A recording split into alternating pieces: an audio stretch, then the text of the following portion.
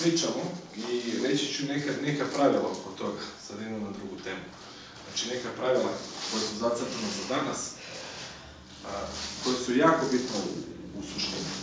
Čovjek koji je prvi izučavao studiozno govorništvo, prvi izučavao, ne da drži govore, koji one stare stereotipe, da to mora bude gestikulacija, kako se pokreće ruka, kojim tonalitetom da se priča, on je doveo tu školu do suštine.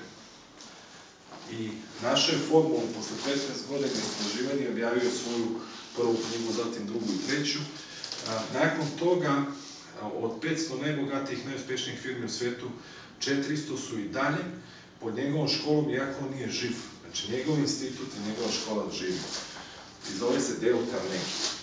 I po meni on je najveći autoritet za svet komunikacije u svetu, koji nikad nije prevaziđen i koji je temelj svih kasnijih, da kažem, autora na tu temu i koji je istrajao preko 100 godina, znači, bukvalno, da ne kažem već 85 godina, prva knjiga mu je 1934. objavljena, ili 33. Znači, 85 godina od knjige, 15 godina, 20 pred toga rada. Znači, on je stoleće jedno pregurao da nije prevaziđen i dan danas. Da se uči po njegovim principima. Znači, vanvremensko delo je napravio, kao što su Aristotel, Platon ili velikani u svetu. Za mene je ta ličnost velikan u tom polju. I on kaže nešto s čim se ja apsolutno slažem i čak sam u svom iskustvu prošao. Kako govor treba da počne? Imate razne vrste govora. Prvo imate govor, informativni govor, jer ako pričate o nekim tehničkim specifikacijama, imate prodajni govor ili motivacioni govor. Naše prezentacije, ako pričamo o prodaji i prodajnim prezentacijama, to su motivacioni govori. Znači, šta znači motivacioni govor? Da motiviše govornika da napravi neku akciju. A ta akcija se zove kupovina ili delovanje u određenu sferu. Motivacioni govor koji je najpotrebniji danas, da li su to udruženja, da li su to fondacije, da li je to PR na medijima, to nisu informativni govori koji traju dugo. Znači, da se kaže suština, kaže pravilo ide ovako. Prvo što ćeš da istakneš, što je primer događaja iz svog života. Znači, istakni svoje lično iskustvo. Zašto? Prvo što je to tvoje lično iskustvo, drugo što ćeš pričati sa svojom energijom iznutra. Ne trebaju nikakve posebne vežbe za to. Drugo pravilo, iznesi ga na dramatičan način. Znači, da bude napet. U kom smislu napet? I pravilo kaže, primer događaja. Odmah počinje ga. Znači, kad se predstaviš, odnosno praktično govornik ne bi trebao da se predstavlja, treba neko da ga predstavi. Znači, kad nastupa govornik, treba neko da ga predstavi ko je. I to je jako bitno. Koji je ideal? Počni s primjerom događajem snažno. Koristi imena. Kaže, ne postoji ni jedan poznati junak koji nema ime. Koji je to junak? Bilo talifrtani junak, bilo koji nema svoje ime. O kome pričam? Aleksandar, kakav je bio jedan vojskovođa. Koji je odak? Kažete Aleksandar Makedonski. Da se zna koji je to junak. Koji je to, da kažem, ako kažete bio jedan filozof, koji filozof? Filozofi ima ih mnogo u današnje vreme. Svi su skloni filozofi, pogotovo na Balkanu. Kažete Sokrat, Aristotel, Platon, Demosten, Ciceron, ko? Julije Cezar. Znači, poenta imena, ljudi pamte, znači, spomenite imena, vežite se za mene, vežite se za događaj. Ako kažete, ja sam ljubitelj životinja, to je opšta činjenica. Ja sam ljubitelj pasa, to je opet opšte. Ali ja sam ljubitelj irskih setera, to je već ili pudlica ili buldoga. Određeno. Ja gajim tigraste buldoge. Odmah vam ušla slike u glavu. Tigrasti buldog, onaj mali, onako izgleda kao pasence, buldog. Mislite još tigrasti. Odmah je slikovito, znači upalo je glavu. Znači, konkretno spomenite o čemu pričate. Druga stvar, posle iznošenja primjera događaja, znači, dajte, potkrepite to činjenicama i faktima. Znači, ako pričamo o nekoj temi, taj događaj, primjer mog života, treba da bude vezan za temu. Ja sam pričao u početku iskustva za moje govore, a danas je tema za govor. Znači, iznosam primjer iz ličnog iskustva, sad, potkrepljujem to sa samo ovo nije motivacijni govor, nego i informativni deo i tako dalje, edukativni, potkrepljujem sa činjenicama, pozivam se na autoritete, Dale Carnegie i tako dalje, potkrepljujem ono što sam iznao. Počeo sam sa govorom, evo ga primjer ja, i svako od ovih predavanja, kad vidite snimak, vidjet ćete. Znači, potkrepljujem činjenica, pozivam se na autoritete da je to tako. I da to najmoćnija škola u svetu koja deluje, za sve PR-ove, za predsednike država, za bilo koje nastupe. Treća stvar, kažite ljude, naterajte koncizno, odnosno naterajte. Pozovite ih na akciju. I to sad treba da ima sledeno. Znači, primer, događaj, odnosno lično iskustvo iz života vezano za temu, tema potkrepljena činjenicama, poziv za akciju. Šta znači poziv za akciju? Zaštitite se od zračenja. To je opšte. Zaštitite se od zračenja. To je opšte činjenica. Nabavite biopiramidu, to je već konkretnije. Ali ako kažem da je umrlo 4924 ljudi u San Horizonte, u Brazilu, u studiji koja je ispitana, od 1996. godine do 2006. na 500 metara okoline, od 300 antena koji su postavljeni mobilnih predavanja, od kancera, od 4 vrste kancera koji izaziva štetno elektromagnetno ili neionizirajuće zračenje.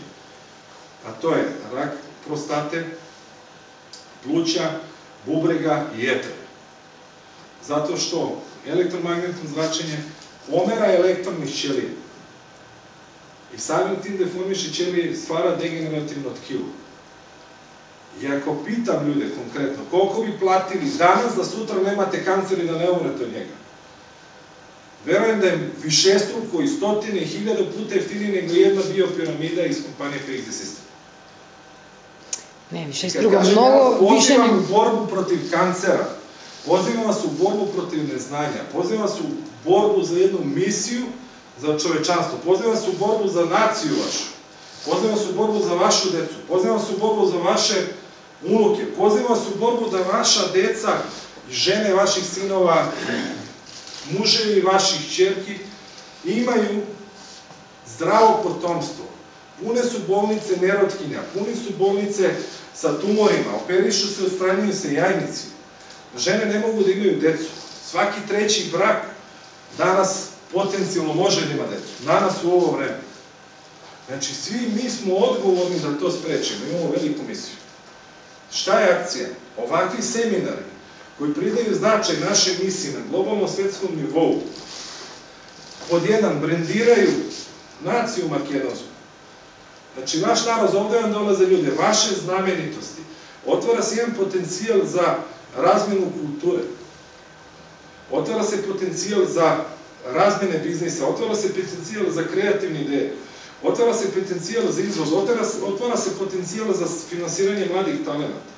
Znači, ja želim, već ukoliko kad bude ovde povoljnija klima i kad budemo materijalno situirani, da otvorimo fond za pomoć i za podršku, znači talentovane lice, na sve moguće načine. I ima dobrih ljudi poput Virgo Company i njegovog vlasnika Vasila Petrovskog. Ima dobrih ljudi. Znači, trebaju ljudi sa misijom. Svaki partner PXD sistema je u misiji. Velikoj misiji. Spominje se koliko umru ljudi u saobraćajnim nesrećama. Spominje se koliko umre ljudi od ebole, od side. To se vidi, postoje neke vakcine, postoje šanse da se održi život, da prežive i da drže to pod kontrolom. I to rade, u Afrika je najugroženije u tome. Međutim, ne postoji ni jedna vakcina protiv elektromagnetnog zračenja, čak se guši ta tema. Mi imamo kontraceptivno sredstvo, mi imamo zaštitu od toga. Mi imamo ličnu zaštitu, mi imamo prostornu zaštitu, mi imamo zaštitu za mobilne telefone. Mi možemo da koristimo moderne tehnologije na bezbedan način. Mi možemo da doprinesemo da se svet razvija zdrav i prav. I to je ono na što ste pozvani. Taj seminar sa 5 bodova nije 5 bodova. Znači sprečavanje kancera u Makedoniji, znači sprečavanje kancera vaše reče, znači sprečavanje kancera u svetu i mnogih drugih bolesti, moždanih udara, šećernih bolesti. Znači sprečavanje. Vaš gost ovde dobije na značaju koje ne može da dobije pukim predavanjem, dobije suštinu nečega što obznanjujemo da ima nade, ima šanse, što ljudi nisu svesni jer se ne vidi kao virus.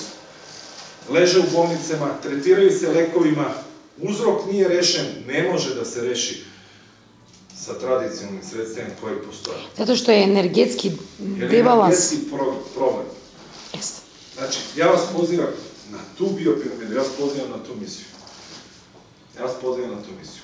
Svaka vaša biopiramida znači nečiji dom bezbedan. Svaki naš klijent znači sprečen kancer u kući. Znači, velika misija. I najjeftinije prodajemo proizvode koji su najpotrebniji u ovom trenutku. Mi nemamo ovde ebolu i sidu u toj meri, ali imamo zračenje. Imamo 4 mobilna operatera, imamo svaki dan niču antene. Što smo napredniji u tehnologiji, više smo izloženi zračenju. Znači, mi imamo potrebnu neophodnost za tim. Znači, to je ovaj seminar, to je ta presvrtnica i to je taj moment. I to je ta akcija, to je lično iskustvo.